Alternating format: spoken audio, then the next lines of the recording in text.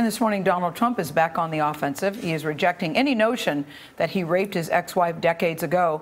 Donald Trump is also distancing himself from his attorney's claim that, quote, "You can't rape your spouse." Michael Cohen said on Tuesday, "I made an inarticulate comment, which I do not believe, and which I apologize for entirely." Nancy Cordes is in Washington with the damage control by the Republican presidential frontrunner. Nancy, good morning. Good morning. Gail, Trump was supposed to be in Scotland today, where the Women's British Open is being played at a golf course he owns. But instead, he delayed his trip, staying behind to counter the troubling accusations against his lawyer and Trump himself. It's totally false, and Ivana said it was false. You can't do any better than that. In two separate interviews, Trump batted down a decades-old deposition in which his first wife, Ivana, said Trump had raped her once during an angry confrontation. It's something that never happened. Ivana walked back the rape claim when it was made public in 1993, saying she felt violated but wasn't raped in, quote, a literal or criminal sense. In a statement Monday, she went further. "The story is totally without merit," she said.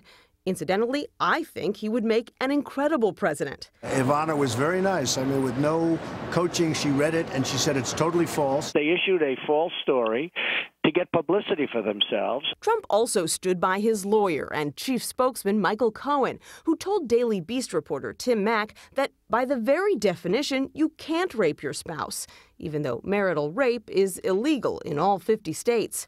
Cohen had also warned Mack to stay away from the story, or, quote, "I will come after your Daily Beast and everybody else that you possibly know."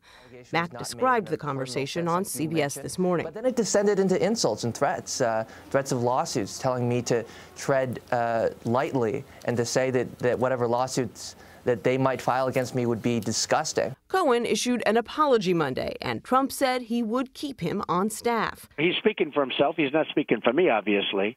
But I did tell him I disagreed with it. Trump's opponents stayed away from the story. Ohio Governor John Kasich was asked about it, but had no comment. Just leave him alone. I mean, obviously, it's a painful story for him, for his family, for his former wife. Leave him alone.